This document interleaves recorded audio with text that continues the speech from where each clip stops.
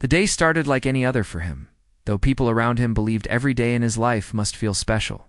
They imagined bright lights, private planes, suits that cost more than their cars, and meetings filled with important people. But for him, mornings were quiet, almost too quiet, and the silence of his large house often felt heavier than most people would believe. He had become used to waking up before the sun, staring at the ceiling for a while, and wondering why everything he had worked so hard for still felt strangely empty. He had built a business empire, earned awards, appeared in magazines, and attended events where everyone applauded him. But applause fades, and when the noise of admiration disappears, loneliness arrives like an uninvited guest. He lived alone in a mansion big enough for 10 families, and though there were staff who came and went, they were not people he could talk to about the things that weighed on his heart. Most people only saw the billionaire they expected to see, not the man behind the title, that morning. As he looked out the floor-to-ceiling windows and watched a gray sky slowly brighten, he felt something different. It wasn't excitement, but a small pull inside him, like a quiet reminder nudging him toward something meaningful. He had agreed to visit a community center that day, a small place in a struggling part of the city. They were hosting a charity event for children, and although he had been invited many times before, this was the first time he felt genuinely drawn to go. He couldn't explain why. He didn't know that a simple cardboard box held by a little girl he had never met would change something inside him forever. The drive there took nearly an hour, even with light traffic. As the car moved through the city, tall buildings with shiny glass slowly turned into smaller houses, old shops, and narrow streets where children played outside with nothing more than sticks, stones, or chalk drawings. He stared out the window, noticing cracked sidewalks and faded paint on buildings. He wondered how many people here worked harder than he ever had, yet still struggled every day.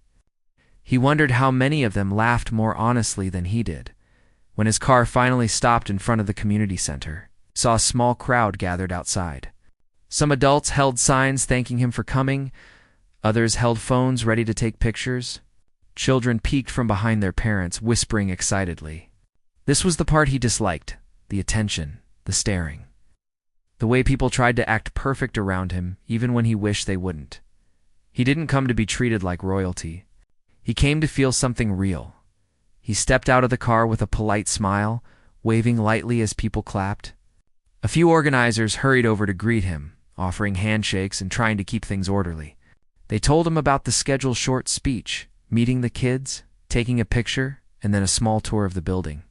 He nodded, but his eyes were already wandering past them, searching for something or someone he didn't yet know he was looking for. Inside the building, the air felt warmer. The walls were lined with drawings made by kids' crayon houses, stick figure families, colorful shapes, and bright suns. Some pictures were taped unevenly, some already curling at the edges, but they carried a warmth he hadn't felt in a long time. Laughter echoed from down the hall, the kind of laughter that comes from children who don't care about who is watching. It felt honest, free, and somehow healing.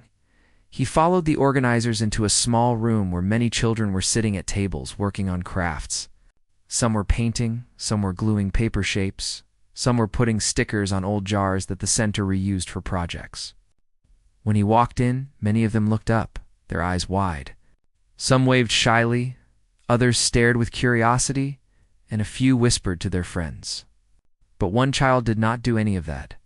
In the far corner, sitting slightly apart from the others, was a little girl holding a small cardboard box against her chest.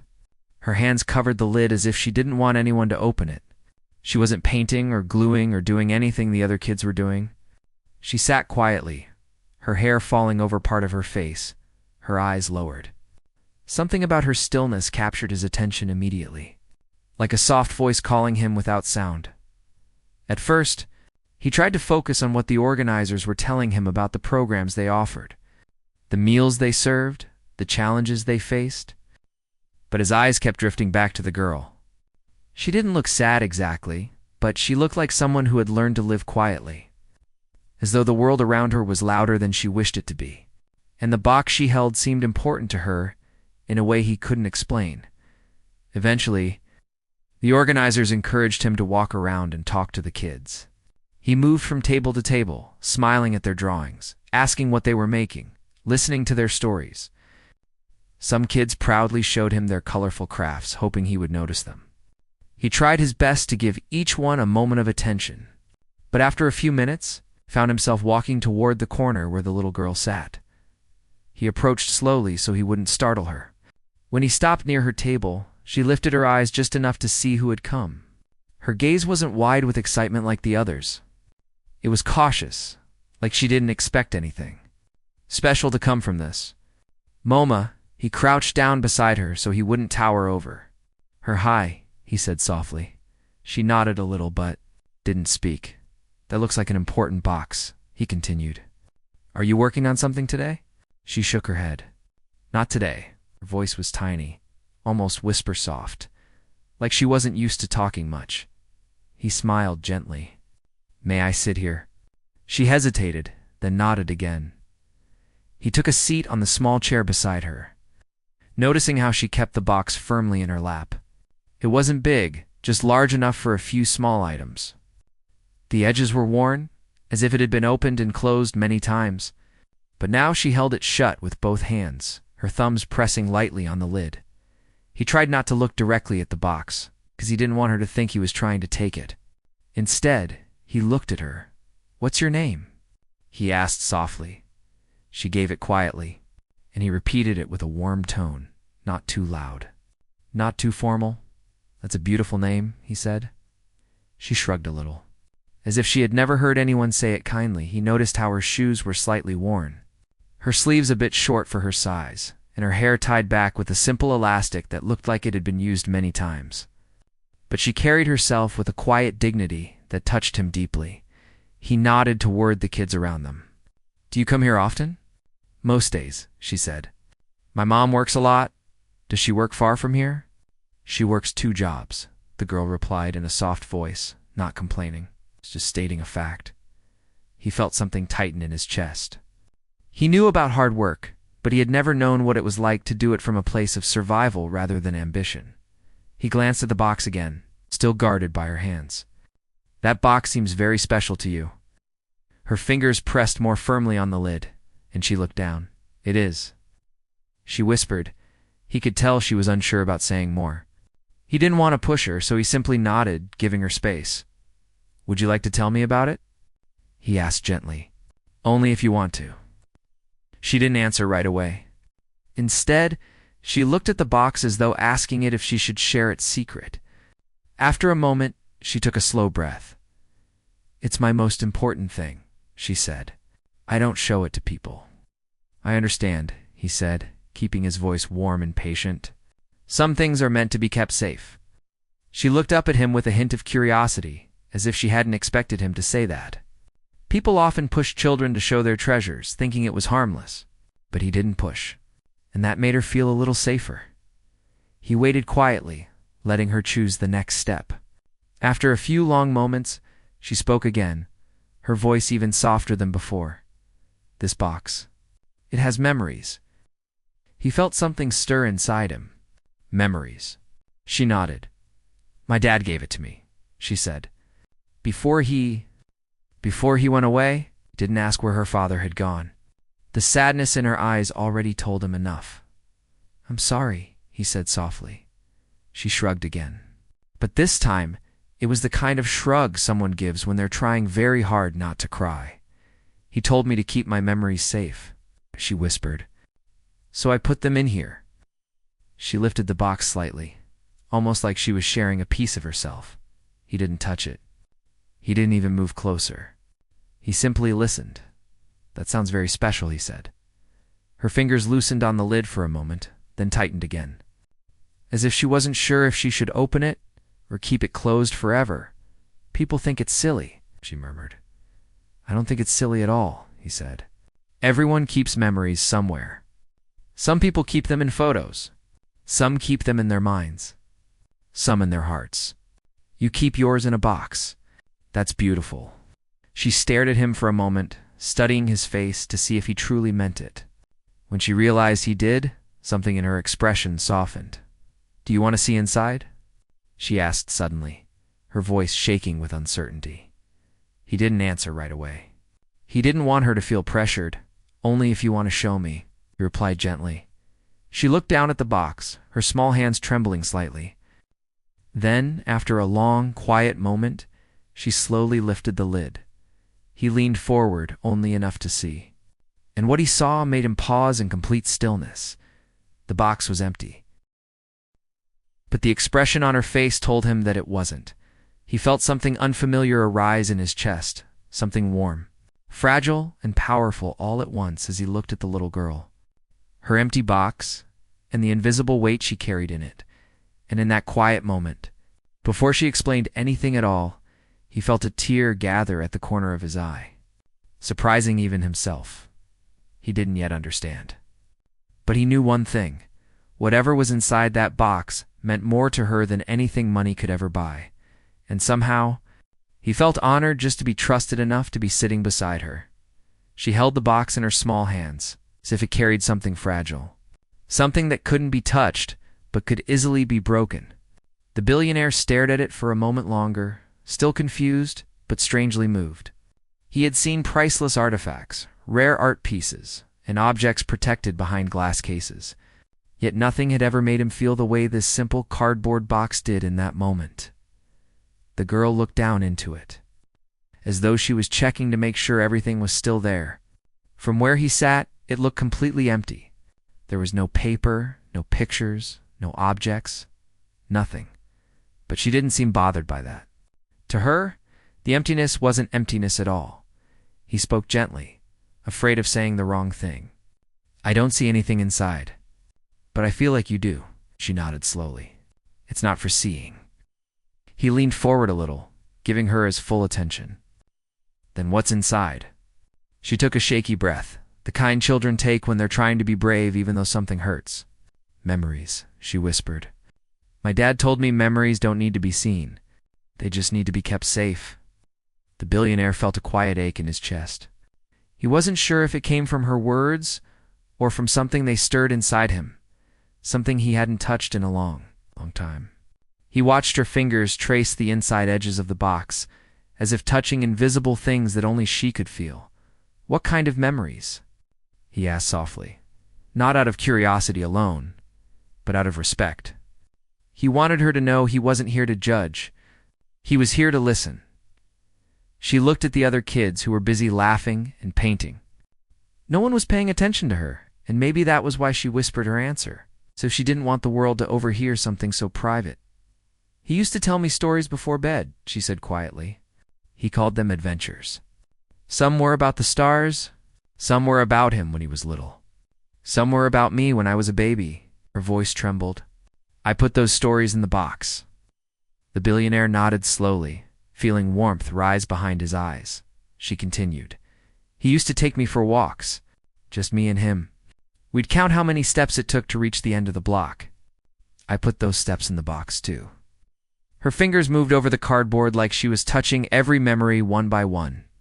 "And he used to tell me that even when people leave, the good things they gave you stay." She paused. "So I put the good things in here." Her words were simple. Her voice was small. But the meaning behind them hit him harder than any speech he had ever heard. He asked quietly, "Is that why it's empty?" She shook her head. "It's not empty. You just can't see the memories because they're mine." He swallowed the lump rising in his throat. "And you carry them with you." "Everywhere," she said. "So I don't lose them." The billionaire stared at the box, understanding now that it was more than a box. It was her way of holding on to something she couldn't keep in the real world. It was a symbol of love that didn't fade, even when life took people away. For a moment, he didn't know what to say. He had spent his entire life collecting things people could see: houses, cars, awards, numbers in bank accounts. But none of those things ever filled the emptiness that sometimes echoed inside him. The little girl, on the other hand, carried invisible treasures that somehow felt richer than anything he had ever owned. "That's very beautiful," he said softly. She lifted her eyes to his, as if checking whether he truly meant it. "Some grown-ups tell me it's childish," she admitted. "They say I should keep pictures instead." "There's nothing childish about remembering someone you love," he replied with gentle sincerity. "And pictures don't always hold feelings. But your memories do. She studied his face for a long moment, as though surprised that someone like him, a man people treated like a king, could understand something she thought only she cared about. Then, unexpectedly, she asked, "Do you have a box?" He blinked, caught off guard. "A box?" "Yeah," she said, holding hers a bit closer to her chest. "A place where you keep your memories safe." He opened his mouth to answer, but stopped. In all his years, he had never thought about memories that way. He had photo albums stored on shelves he rarely touched. He had trophies locked away in glass cases. He had expensive souvenirs from places he barely remembered visiting because he was too busy working. But did he have anything he kept close to his heart the way she did? "I don't think I ever made one," he said quietly. Her eyebrows lifted with innocent surprise. "But you have memories." "Everyone does," he nodded. "I do. But I guess I never thought about keeping them somewhere." She hugged her box gently, almost protectively. "My dad said memories get a little lighter when you keep them safe. He said they stop hurting as much." That sentence hit him like a soft blow. Memories becoming lighter. He had memories that never became lighter memories of loss, of mistakes, of the people he had drifted away from because his life became too loud and too fast. Maybe if he had kept them somewhere safe, like she did, they wouldn't hurt as sharply now. He cleared his throat, trying to steady the emotion building inside him. "Did your dad help you pick the box?" She nodded. "He found it in our kitchen. It used to hold tea bags. He said the box didn't matter. What mattered was what I put inside it." "And what did you put inside on the first day?" She looked at the box again, her expression soft and far away. "A hug," she whispered. He felt something crack inside him. Not painfully, but gently, like a shell breaking open after being hard for years. "A hug," he repeated, trying to keep his voice steady. She nodded. "My dad hugged me and told me to remember it. So I put it in the box. Not the real hug, but how it made me feel." Her words were so sincere, so full of innocent wisdom that he didn't trust himself to speak. Instead, he simply nodded, letting her see that he believed her. She continued, "Then I put his laugh in there, and his voice when he read bedtime stories, and the way he held my hand when we crossed the street." She paused, swallowing. "I kept all of it." Silence settled between them, not uncomfortable, but tender. The kind of silence that forms when two people share something real. After a long moment, she looked up again. "You can put things in your box too," she said. "You don't need a real one. You can just pretend, like me." He let out a small breath of disbelief. The idea sounded so simple, like something only a child would think to do. Yet it felt like something he needed more than he realized. "What would I put in it?" he asked softly. She shrugged gently. "Maybe a happy moment," she suggested. "Or someone who made you smile. Or a time someone helped you. Or something you miss." He stared at her, moved by the fact that a child who had lost so much was telling him how to hold on to good things. He found himself whispering, "I don't know if I remember many happy moments." Her eyebrows drew together. "None?" He hesitated. "Maybe I forgot them. Or maybe I was too busy to notice them." She thought about that, her small face serious and thoughtful. "You could start now," she said. "Start now," he repeated. She nodded. "Start today. You're here, right? You talk to me. Maybe you can put this moment in your box." Her words were simple, yet they touched something deep inside him. She wasn't trying to change him. She wasn't trying to teach him. She was just sharing the only truth she had learned from someone she loved. He smiled slowly. "Yes, maybe I can." She looked at him again, then down at her box, then back at him. "If you want," she said shyly, "you can borrow some of my memories until you make your own." He felt his throat tighten. "That's very kind of you." "I have lots," she said. "Even if I can't see them, they're still real." He stared at her, marveling at the strength in her small voice. She had experienced something no child should have to go through, yet she carried her memories like light, not weight. He asked gently, "Do you ever open the box when you feel sad?" She nodded. "Sometimes I think about the memories inside, and then I feel like he's still with me. Not in a real way, But in here, she touched her chest lightly. The billionaire nodded, feeling tears sting again. He glanced away for a moment, pretending to look at the colorful drawings on the wall so she wouldn't see the emotion on his face. When he looked back, she was watching him with quiet understanding. Children often knew more about people's hearts than adults did. "Do you miss him every day?" he asked softly. "Every minute," she whispered. He reached out slowly, carefully, placing his hand on the table near hers, not touching her, just close enough to show he was there. She looked at his hand, then at his face, and something softened between them, a gentle connection formed by shared loneliness. Though hers was different from his, the room around them buzzed with noise, kids laughing, brushes tapping against paint cups, organizers giving directions, but in their small corner, time felt slower, quieter, more meaningful.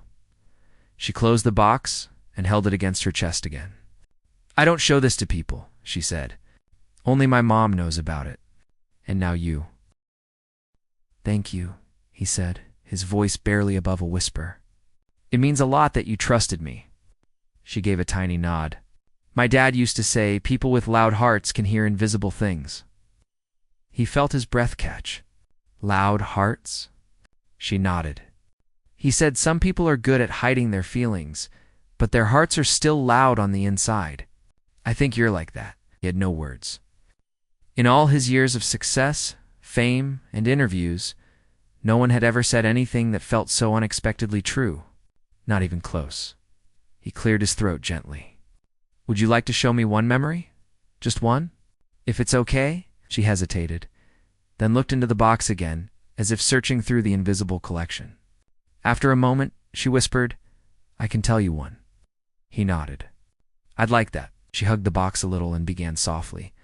"One time, my dad took me to watch the sunset. We sat on the curb outside our building. He said, 'The sky looks different every day, so we should look whenever we get the chance.'" Her voice warmed a little as she remembered. "He held my hand, and he told me that the colors in the sky were like promises that even when something ends, something beautiful comes after."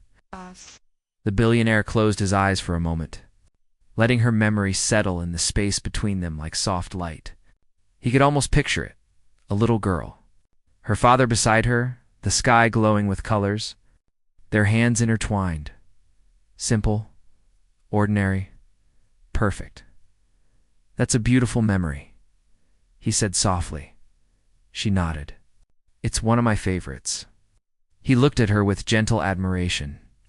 "Thank you for sharing it with me." The girl rested her chin lightly on the edge of the box, as though the past felt close enough to touch. Then she said something that made his heart twist. "I wish I could put new memories inside," she whispered, "but it's harder now." He understood what she meant without asking.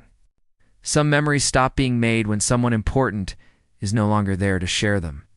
He spoke quietly, choosing his words with care. "Maybe one day you'll make new ones again. Different ones, but still good." She didn't answer. She simply held the box tighter, like someone holding a fragile treasure during a storm.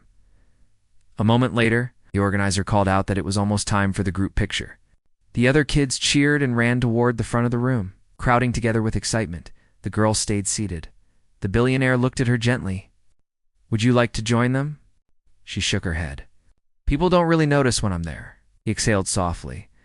"I notice." She looked up at him again, uncertainty flickering in her eyes. He extended his hand, not touching her, but offering it an invitation. "Come stand with me, if you want to." For the first time that day, she hesitated in a different way, not out of fear, but out of surprise. Slowly she stood, holding her box in one arm and sliding her small hand into his other hand. Her hand felt tiny, warm and trusting, and in that one simple moment, something shifted inside him quietly but powerfully. It was the beginning of a memory he would one day keep safe, just like she did with hers. He did not know why he felt nervous when she lifted the box a little higher, as if she wanted him to look inside once more. It was only a small cardboard box, the kind people use for holding old toys or letters. Yet something about the way she treated it made it feel important. He leaned forward slightly, hoping that maybe this time he would understand what he was supposed to see. But it was empty. Completely empty. He blinked, expecting something to appear. Maybe a small picture or a folded piece of paper he had somehow missed before. The girl waited patiently, her expression soft but serious, as though she was giving him time to understand something he could not yet grasp. Finally, he spoke. "Can you tell me what's inside?" She looked up at him, and for the first time since he met her, he noticed a hint of sadness behind her eyes. "It's not something you can touch," she said quietly. "It's something you feel." He sat back slowly. He wasn't sure how to answer that, and he wasn't used to not having answers. All his life he had been the person everyone went to for solutions. People trusted him to make decisions worth millions. Investors waited for his words. Workers depended on him. But now, sitting across from a child with an empty box, he felt more clueless than ever. "What am I supposed to feel?" he asked gently. She took a moment before answering. "Hope," she said, "and kindness, and a place to belong." "I put those things inside," looked at her carefully, trying to understand how someone so young could say something so heavy. "But it's empty," he whispered. She nodded. "Yes, because I used them up." The room fell silent. Her voice had not changed, but the meaning behind her words hit him harder than he expected. He found himself asking, "Why did you use them up?" She lowered her gaze to her hands. "Because they don't last forever. Not when you're trying to carry them alone." He felt something inside his chest tighten. As a man who had everything the world could offer, he knew he shouldn't feel speechless. Yet he was. There was a strange ache rising in him, one he hadn't felt in a long time.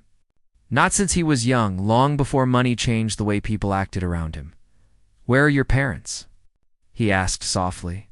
She pressed her fingers against the side of the box. "I don't know where my father is. My mother, she's sick. She can't talk much now." Her voice trembled slightly and she paused. "Sometimes the nurses say she sleeps too long. They say she forgets things." He listened without interrupting. There was something delicate about the way she spoke, as though each word carried a small weight, and she feared dropping any of them. "What about the place you live?" he asked. She hesitated before answering. "It's okay. It's not bad, but it's not home." She tapped the empty box lightly. "That's why I needed this." He looked at it again, the box that held nothing and yet everything. "Did someone give it to you?" She shook her head. "I found it, but I decided what it meant." He breathed in slowly. "And what does it mean?" "It means the things I can't keep," she said quietly. "Like moments that feel warm, or when someone actually listens, or a place where I don't feel like I'm in the way." She swallowed. "I put them in the box in my mind. But real life takes them out." Her words struck him with such unexpected force that he had to glance away for a moment. He wasn't sure why he felt emotional. Maybe because he knew what it was like to have a house filled with beautiful things but still feel empty. Maybe because he understood loneliness better than most people realized. Maybe because hearing it from a child somehow made it hurt more. He cleared his throat gently. "Why did you bring it to me?" She looked up as though the answer should have been obvious. "Because you look like someone who knows what empty feels like." He froze. His heart beat a little faster. No one had ever spoken to him that way. People usually saw him as powerful, successful, maybe intimidating, but not empty. "Who told you that?" he asked quietly. "No one," she said simply. "I just know. You look the same way my mother does when she tries to smile, even though she's tired. You look like you need something too." He let out a breath he didn't realize he was holding. "And you thought bringing this box would help me?" She nodded once. "I thought maybe we could fill it again. Together." There was no fear in her face, no hesitation, just a soft kind of trust that he didn't feel he deserved. He stared at her, wondering how someone so young could understand something adults often ignored that. Sometimes people seemed fine on the outside while carrying storms on the inside. He leaned forward. "What would we put inside?" The girl finally smiled, just a small one, but genuine. "Maybe we start with something simple, like today. Today can go inside the box. And what about today makes it special?" he asked gently. She looked around the room, at the soft lights, the large windows, the table between them, and then back at him. You listened, she said quietly. That's all. The simplicity of her answer touched him in a way he could not explain. He had been in rooms filled with famous people who talked too much and listened to little. Yet somehow, sitting with this girl felt more real than any of those meetings. He nodded slowly. All right then. We'll put today in the box. She looked relieved, almost comforted. Good, because I want to fill it again. I don't want it to stay empty. Neither did he. In fact, he realized he wanted to fill not just the box, but also the empty spaces inside himself that he had ignored for years. After a moment, he asked, Is there anything else you want to put inside? She thought for a while, then said, Maybe a promise. What kind of promise? That you won't disappear, she said quietly. People do that sometimes. They say kind things and then you never see them again. He felt a heavy pause settle between them. He had been that person more times than he could count, always too busy, too distant, too wrapped up in his world to stay connected to anyone for long, but this time felt different. I won't disappear, he said firmly. Her eyes softened again. Then that can go in the box too. He smiled for the first time that day and it felt natural, not forced. All right. A promise goes inside. The girl shifted in her seat, pulling the box closer to her chest. Do you want to know why I thought you might understand me? She asked. He nodded. Tell me. When you walked in earlier, you looked tired, she said honestly. Not the kind of tired where you need sleep. The kind where your heart feels heavy. He stared at her for a long moment. No one had ever dared to say something like that to him. Not investors, not partners, not even the people he paid to care about his health. But she saw right through him. You're very observant, he whispered. She shrugged a little. When life makes you feel lonely, you start noticing it in other people. The words lingered between them like a quiet truth. He understood loneliness better than anyone suspected. People always thought he lived a perfect life. But money could not buy someone who understood you. Someone who saw the parts of you you tried to hide. He leaned back slowly. Thank you, he said. For what? For noticing? She smiled again. Someone has to. He laughed softly, not because anything was funny, but because he felt something warm he hadn't felt in a long time. A sense of connection.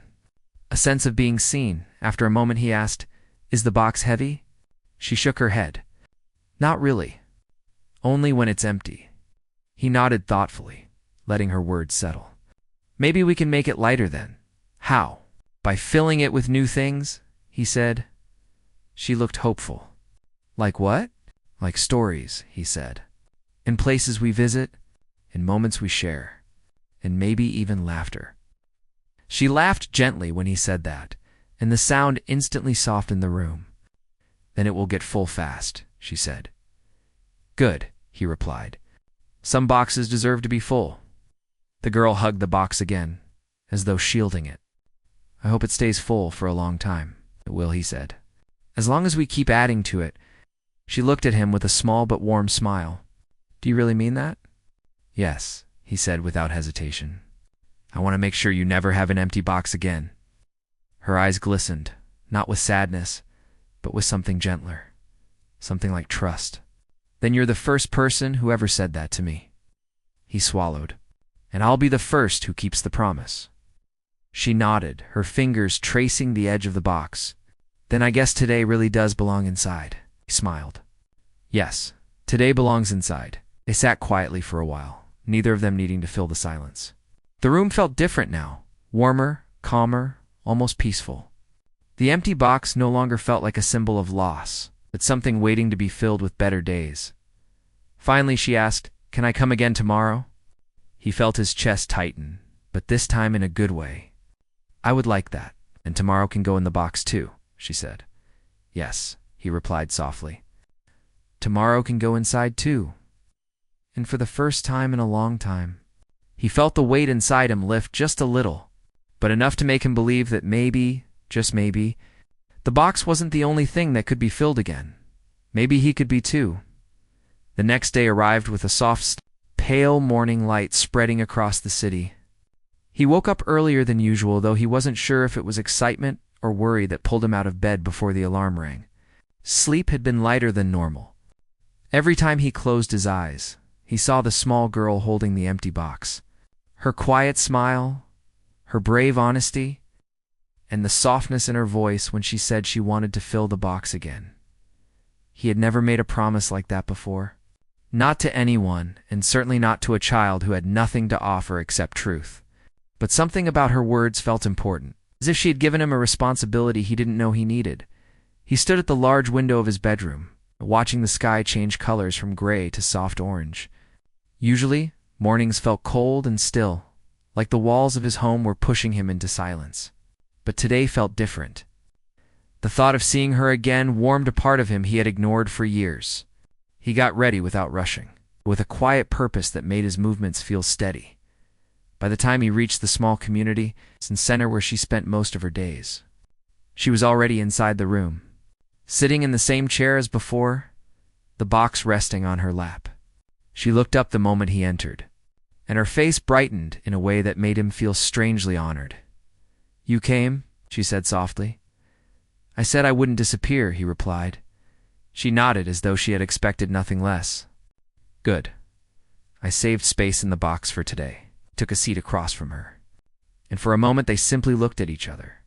Not in silence that felt awkward, but in a way that felt calm.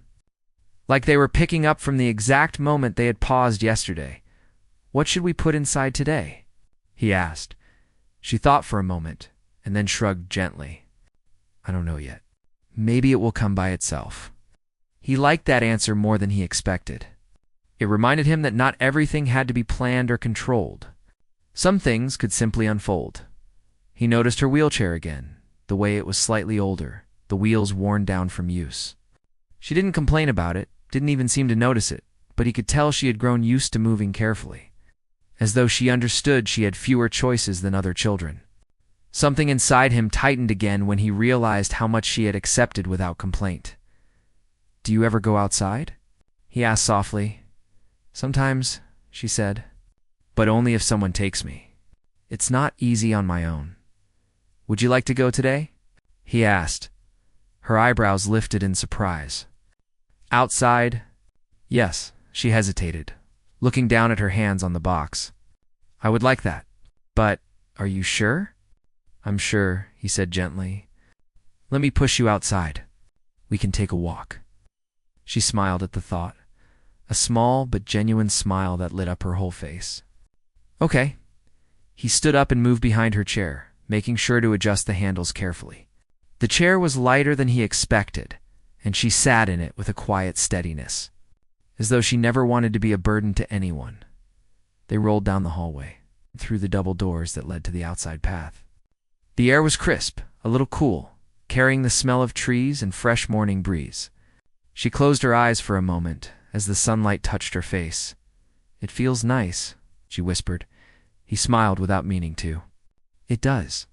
The path was smooth and quiet, with a few leaves scattered from the night wind. As he pushed her chair gently, she looked around with wide eyes, noticing small things like birds on a branch, children running in a nearby field, a stray dog stretched out on the pavement as if enjoying the warmth. "I don't come out much," she admitted quietly. "Sometimes the nurses are too busy. Sometimes I don't want to bother anyone." "You're not bothering me," he said firmly. She turned her head slightly to look at him. "Why are you being kind to me?" The question caught him off guard. He thought he would know the answer, but when he opened his mouth, he felt unsure. Was it because she reminded him of something he had lost?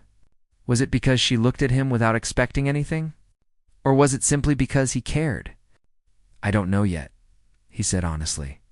"Maybe because you make things feel real." She looked forward again, absorbing his words. "Most people don't like real," she said. "They like pretending." "I used to pretend a lot," he admitted. "I pretended I was fine. I pretended I had everything I needed." "Do you still pretend?" she asked. He paused before answering. "Not today." She nodded, as though that answer made sense to her. "Then today can go inside the box too." "All of it." Couldn't help but smile. "Already?" Yes, she said softly. Because today feels light. It continued down the path, and every minute felt like a small discovery.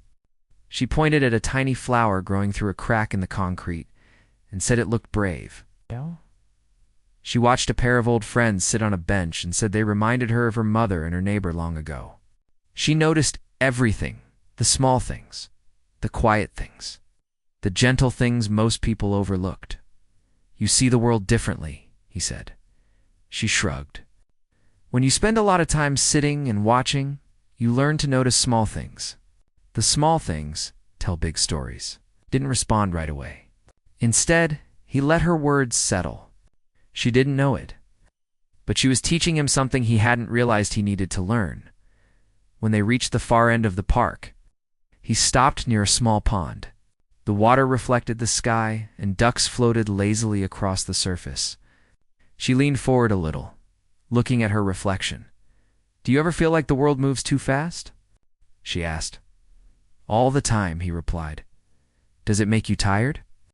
"Yes," he said quietly. She nodded slowly. "That's how I feel too. Only, I don't move fast, so I watch the world rush past me. It makes me feel like I'm stuck in place." He felt something heavy settle inside him, a mix of sadness and tenderness. He didn't want her to feel stuck.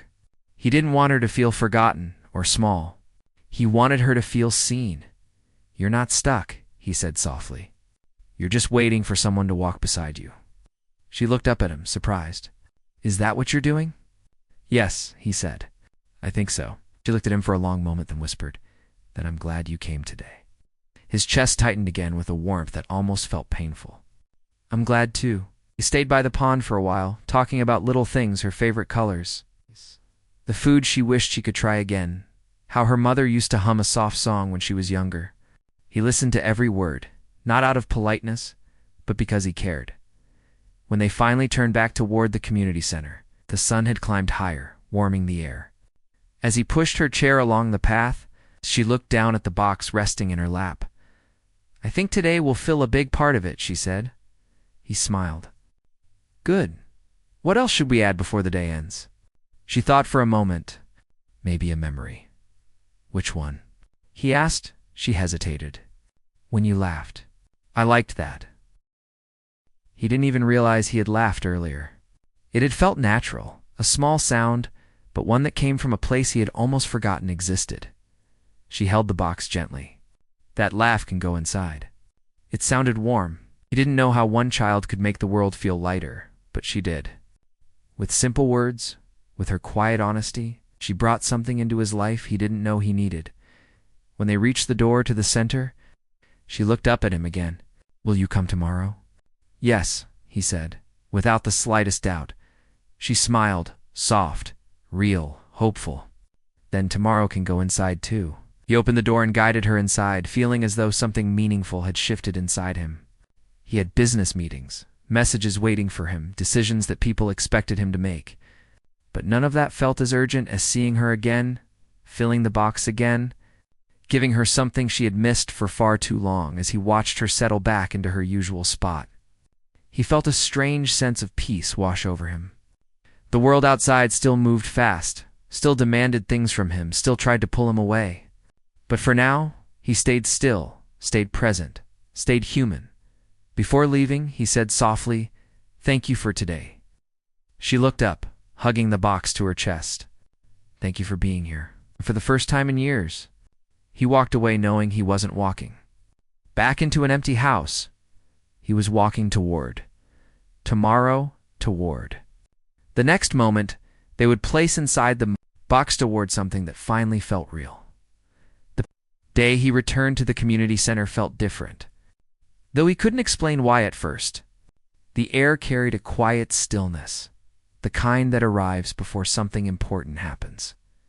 He drove slower than usual, his mind filled with thoughts of the girl and her box, and everything she had unknowingly changed in his life. Over the weeks, he had made it a habit to visit her almost every day. Sometimes he stayed for an hour, sometimes for several, but every visit left him feeling lighter. She never asked him for anything big, never demanded gifts or favors. She only wanted time to talk, time to share. Time to feel like she was not alone in the world. But today, he carried something with him. Something small, something simple, something that made him nervous, even though it shouldn't have. He had spent nights thinking about it, wondering whether he should give it to her, wondering whether it would mean as much to her as her box meant to him. When he stepped inside the center, the room was quieter than usual. She wasn't in her usual chair by the window. For a moment, his heart tightened with worry. But then he saw her coming from the hallway, rolling herself forward slowly with her hands on the wheels. She looked tired but happy to see him. "There you are," he said gently. "I was starting to think you were hiding from me." Oh, she shook her head. "No, I was just with the nurse. They wanted to check something. But I'm okay." He breathed out softly, though he hadn't realized he'd been holding that breath. "Good, I'm glad you're here." She looked up at him, her expression warm. "Did you come to help me fill the box today?" "Yes," he said. "But I also brought something." Her eyes widened a little with curiosity. "For me." He nodded and gently pulled a small wooden box from his coat pocket. It wasn't fancy. It wasn't decorated with sparkles or gold. It was plain and smooth, made of a warm brown wood with simple edges and a small clasp in front. He had chosen it because it felt honest, just like her. She stared at it as though it were something priceless. "You made this?" she asked softly. "I had someone shape the wood," he said. "But the inside, that part is mine." She carefully opened the clasp. Inside the box was a single paper heart cut by hand. He had made it late at night, sitting at his kitchen table, feeling strangely unsure of himself as he shaped the simple edges. On the heart, written in neat handwriting, were 4 words. "You changed my life." Mouth parted slightly, but no sound came out at first. She held the paper heart in both hands, as if it were delicate. "Why? Why would you write that?" she asked, her voice trembling a little. He sat down across from her, not too close, giving her space. "Because it's true," he said quietly. "I didn't know I needed someone to remind me what being human felt like. You did that without trying." She looked down again, staring at the small heart. A tear slid down her cheek, but she smiled as she wiped it away with her sleeve. "I never thought I could change someone like you," she whispered. "You didn't try to," he replied. "That's what makes it real." She held the wooden box against her chest, the way she had held her cardboard box weeks ago. "Can I keep this forever?" she asked. "Yes," he said, his voice steady. "It's yours." She nodded, her expression thoughtful. "Can I put it inside my box too?" "Of course," he said. She opened her cardboard box and placed the wooden box inside carefully, like placing a treasure on a velvet cushion. When she closed it again, she let out a small breath. "It feels fuller now," she said quietly. He smiled. "I'm glad." For a while they simply sat together. Children played in the hallway. Volunteers walked past carrying clipboards. But for him, nothing outside that small corner of the room mattered. After some time, she looked at him again. "Can I tell you something?" "Anything," he said. She hesitated for a moment. "When my dad got sick, he told me I would meet someone one day who would help me keep living, even when things felt heavy. He said kindness finds kindness." His chest tightened as he listened. "I think he meant you," she said. He swallowed hard, feeling the weight of her words settle deep inside him. "Maybe," he said softly. "But I think maybe you were meant to help me too." She smiled again, the kind of smile that held both sadness and hope. "Do you feel less lonely now?" He thought about it. About the empty house, the quiet mornings, the nights where he felt like something was missing, even though he had everything. And then he thought about her, the way she saw the world, the way she noticed gentle things, the way she filled her empty box with memories that weren't objects but moments. "Yes," he said honestly. "I feel less alone." "Good," she said. "Then we are even." He chuckled softly. "I don't think I could ever be even with you." Her eyes softened. "Maybe that's okay." Time passed without them noticing. They talked about simple things, flowers she wanted to plant one day, stories she hoped someone would read to her, the dreams she used to have of building a treehouse with her dad. He listened to every word, taking in each moment, as if storing them inside his own invisible box. At one point, She looked at him thoughtfully and asked, "Do you think people forget important things?" "Sometimes," he said. "Especially when life gets busy." She nodded. "Then I think that's why we keep boxes. To remind us." He tilted his head. "What do you think my box would hold?" She smiled in a quiet, knowing way. "Hope. You need a lot of it." He felt something warm spread in his chest. "Then maybe you can help me fill mine." "I can try," she said. "But you have to promise you won't lose it." "Promise," he said. The afternoon sun began to cast long shadows across the room. Staff members started cleaning tables, and children were being called by their parents. Slowly, the center became quieter. She leaned back in her chair, hugging her box once more. "You're coming tomorrow, right?" she asked. "Yes," he said without hesitation. "Every day you want me to." "I want that," she whispered. He stood up, gently squeezed the handle of her wheelchair, and said, "Then I'll be here." Before he walked toward the door, she added softly, "Thank you for giving me something new to hold." He turned and looked at her, this small girl with the cardboard box, who carried invisible treasures with more strength than many adults. "Thank you for giving me something to feel," he replied. He stepped outside into the quiet evening air, but unlike before, he didn't feel the weight of emptiness waiting for him at home. He felt something else, something warm, something steady, something alive. He felt the promise of tomorrow, and he knew, without any doubt, that her box was not the only one filling up day by day. His was too.